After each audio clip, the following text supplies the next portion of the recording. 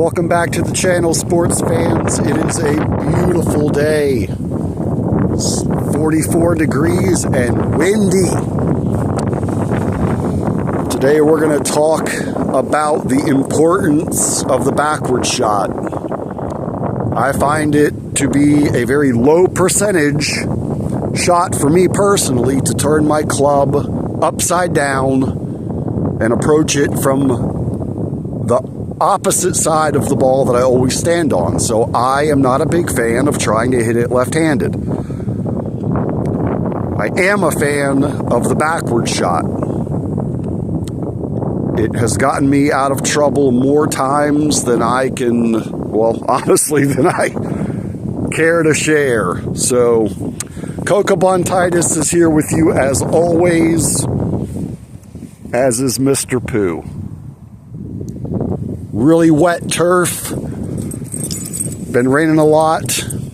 Spoke to a good friend of mine who just played in a professional hickory tournament in Florida. He finished second. He shot 72.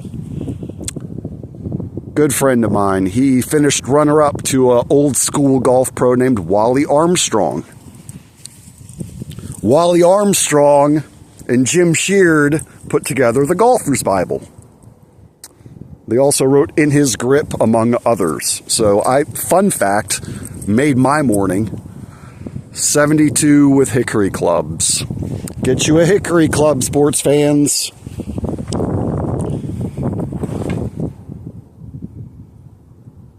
Best game improvement technology available on the market today. All right, the backward shot. We're hitting a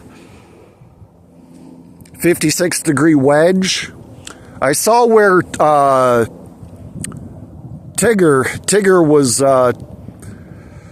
doing a play-in lesson, and he said he did everything around the green with a 56-degree wedge.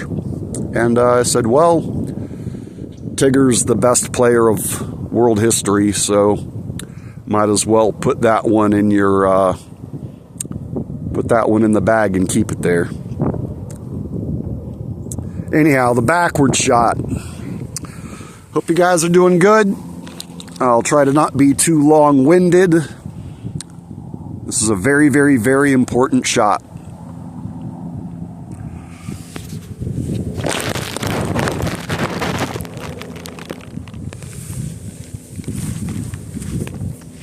Our target is set up about 75 yards away.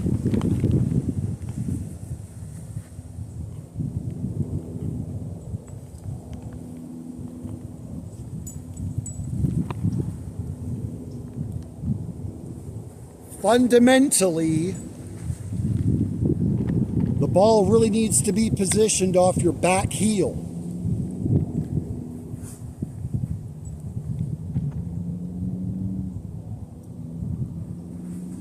That way you're able to catch it on the upswing, right? If you want to hit it a little bit lower, you position it more to the center of your foot. I have found that the best way to achieve distance is having it positioned all the way forward to the back of your heel with as much forward shaft lean as you can put into it, because when you release the club head, you really want to be able to allow the club head to generate speed, right? So again, our target is the American flag out there at about 75 yards.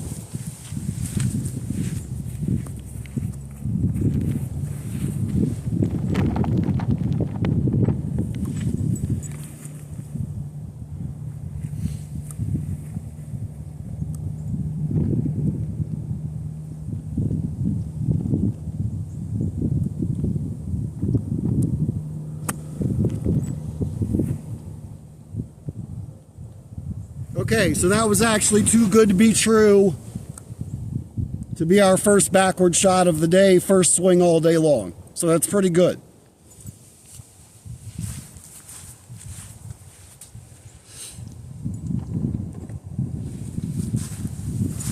Now with the 50 degree.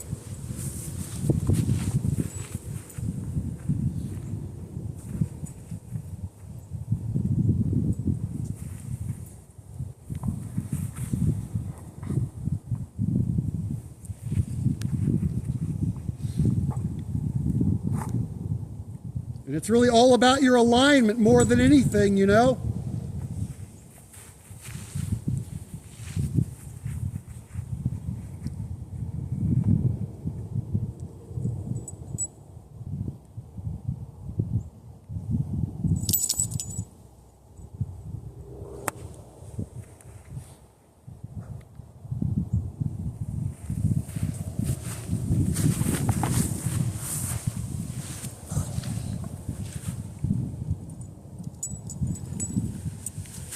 Now the pitching wedge.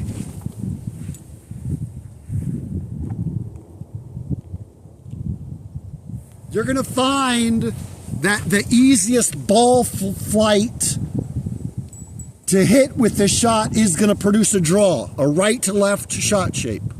It's good. When you trap it, that's the flight you really want to try to stick with, you know, because hopefully you're not going to have to implement this shot too much. It's just a really, really important one to have.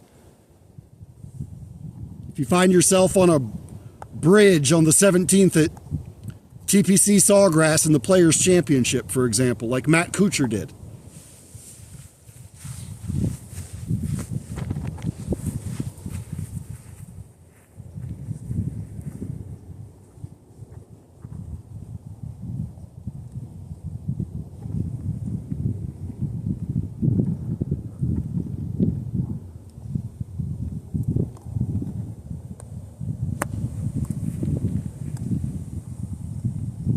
That's all over it. Much lower trajectory, much more piercing ball flight. Position more towards the center of the foot.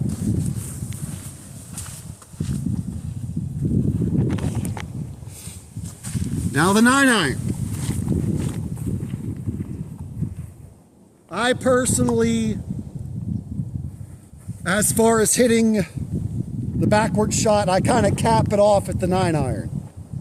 I don't really want to get into any, you know, any clubs beyond the 9. I've always stopped at the 9, and that's just my personal preference. Same target.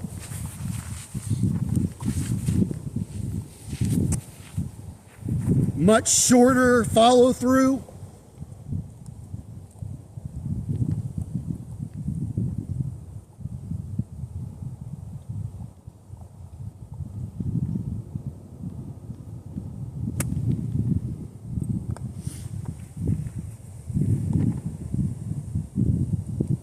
It is really cold, and that was really lousy. Sorry about that.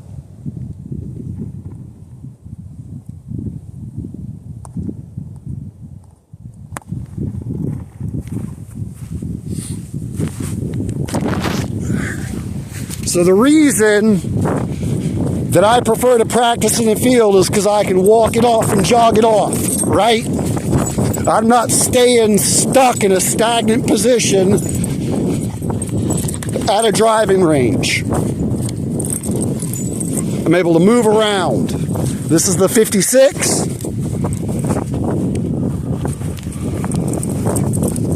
This is the 50 degree.